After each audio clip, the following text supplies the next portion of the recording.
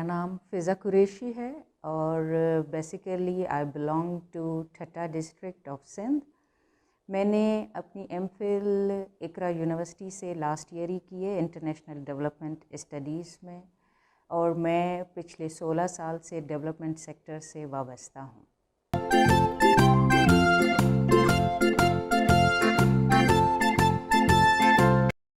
Recently ये मेरी book women in water वो पब्लिश हुई है। ये एक रिसर्च बुक है जो कि तकरीबन मेरे 3 साल की मेहनत का एक नतीजा है।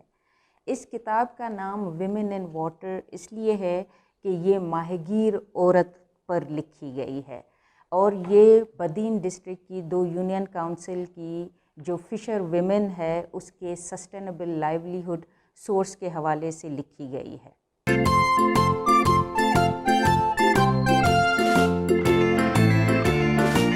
पाकिस्तान में जो कोस्ट लाइन है वो तकरीबन 990 किलोमीटर लंबी है, और सिंध कोस्ट जो है वो 270 किलोमीटर्स है, मकरान कोस्ट 720 किलोमीटर्स है। इस पूरी कोस्ट लाइन के साथ साथ वो जो फ़िशिंग कम्युनिटी है उसके गांव गोठ बसते हैं, और उसके जो लोग हैं उनका मेन जो रोज़गार है वो फ़िशिंग सेक्टर के साथ ही वाबस्ता है।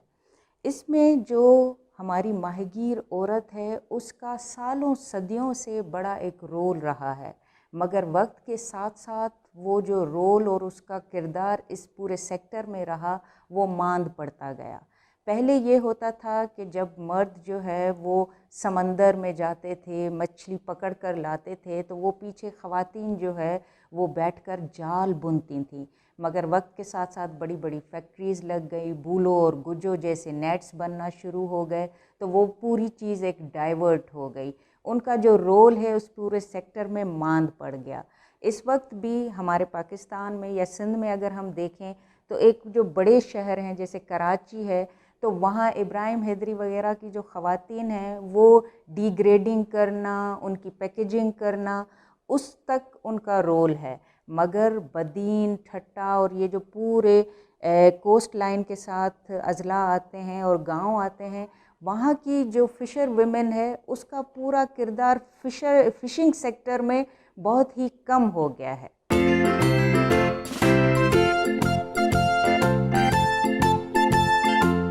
2015 में ऑक्सफेम के तवस्सुत से इंडस कंसोर्शियम ने एक 6 महीने का एक शॉर्ट टर्म प्रोजेक्ट जो है इन ख़वातीन के साथ लॉन्च किया। उसमें 25 ख़वातीन ली गईं और उनको जो है वो सस्टेनेबल लाइवलीहुड के हवाले से क्रैब और फ़िश फार्मिंग के कुछ पॉन्ड्स जो है 14 तकरीबन पॉन्ड्स थे वो बना कर दिए। कुछ जो है वो सीड के हवाले से उनको सपोर्ट की, उनकी ट्रेनिंग्स की, और उनकी लिंकेजेस जो है वो मार्केट के साथ बिल्ड करने के हवाले से उनको फैसिलिटेट किया।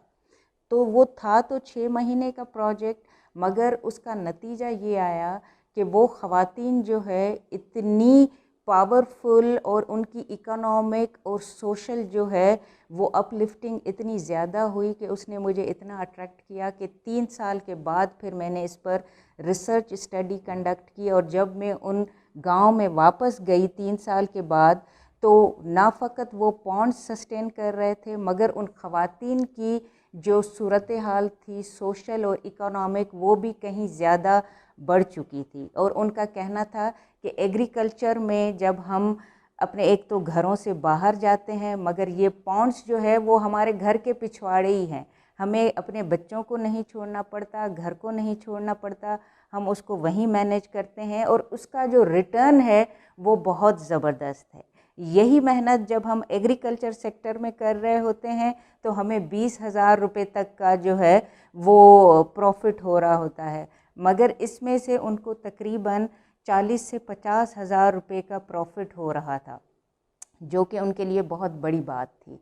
और अब वो इस सूरत हाल उनकी इतनी तब्दील हो चुकी है उनकी ज़िंदगी कि उन्होंने ना फ़कत अच्छे कपड़े पहने हुए थे, उनके कानों में मुझे सोने के बुंदे भी नज़र आए। मगर जब हमने ये प्रोजेक्ट शुरू किया था तो वो बिल्कुल जिस तरह माहगीर औरतें आपने भी देखी होंगी, बिल्कुल गरीब, मिस्कीन, फटे पुराने कपड़े, पैरों में जूती भी नहीं है, उनके बच्चे भी ऐसे घूम रहे होते हैं। मगर ये जो 25 ख़वातीन थीं, इनकी सूरत हाल कुछ ही अरसे में बहुत तब्दील हो चुकी थी।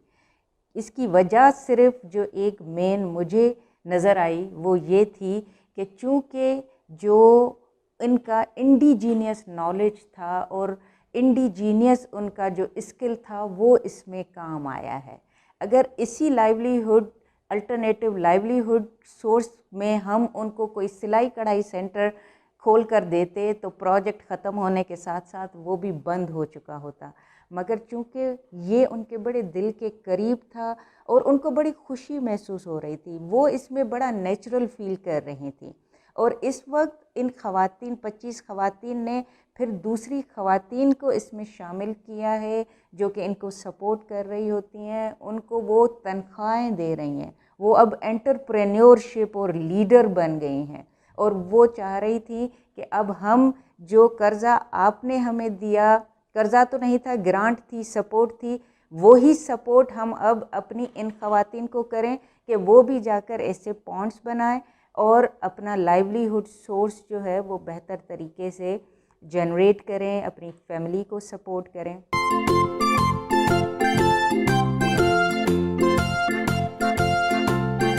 ये किताब जो है वो जो रिसर्च स्टूडेंट्स हैं स्पेशली जो कि इस सेक्टर में रिसर्च कर रहे हैं वो भी इसको रेफ़र कर सकते हैं। मगर मेनली जो है ये किताब जो मैंने फ़ोकस होकर लिखी है वो दरअसल जो डोनर एजेंसीज़ हैं और हमारी गवर्नमेंट है उसके लिए लिखी है, ताकि वो इसमें से पॉलिसी रिकमेंडेशंस लेकर और इस पूरे काम को देखें, इसमें अपनी बजट साजी करें, इस पूरे सेक्टर को जो है वो एनहांस करें। इसमें जो डोनर्स हैं वो भी आगे आकर जो हमारी ख़वातीन हैं और माहिगीर औरतें हैं उनके अल्टरनेटिव लाइवलीहुड सोर्सेज पर बहुत काम कर सकते हैं, जो कि डीआरआर पर लोग काम करते हैं, इसलिए कि ये जो पूरी पट्टी है ये डिज़ास्टर प्रोन पट्टी है। तो इन सारे लोगों को बहुत ज़्यादा जो है वो लाइवलीहुड के हवाले से सपोर्ट करने की ज़रूरत है। तो ये उनकी एक रेजिलियंस बिल्डिंग है, उसमें ये इन्वेस्ट कर सकते हैं। इसके साथ साथ जो हमारी एग्रीकल्चर की मिनिस्ट्री है फेडरल लेवल पर और प्रोविंशियल लेवल पर, उन सब को जो है वो आगे बढ़कर जो माहिगीर ख़वातीन हैं उसमें बहुत ज़्यादा इनको सपोर्ट करनी चाहिए, ताकि वो बहुत अपना एक इज़्ज़त वाला और पायदार रोज़गार इसके हवाले से हासिल कर सकें।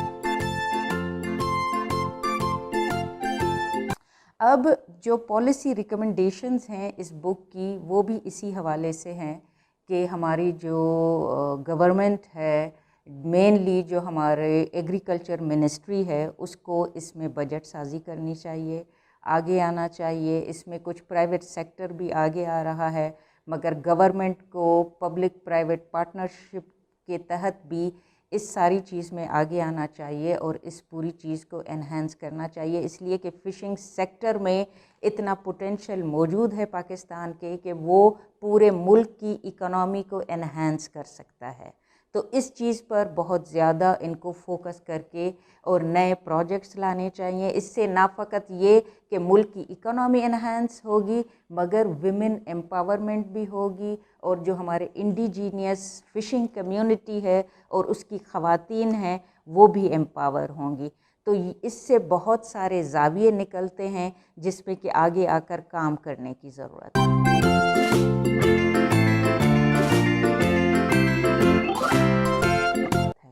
ये जो किताब है, ये किताब इस वीडियो की डिस्क्रिप्शन में जो लिंक दिया जा रहा है वहाँ से इसकी सॉफ्ट कॉपी आप डाउनलोड कर सकते हैं। इसको पढ़िए और इस पर अपने कमेंट्स ज़रूर दीजिएगा। मैं बहुत शुक्रगुज़ार हूँ सीमी कमाल की, जिसको कि वाटर विमेन के तौर पर पाकिस्तान में जाना जाता है। इन्होंने इस किताब का फॉरवर्ड लिखा है। थैंक यू वेरी मच, बहुत शुक्रिया।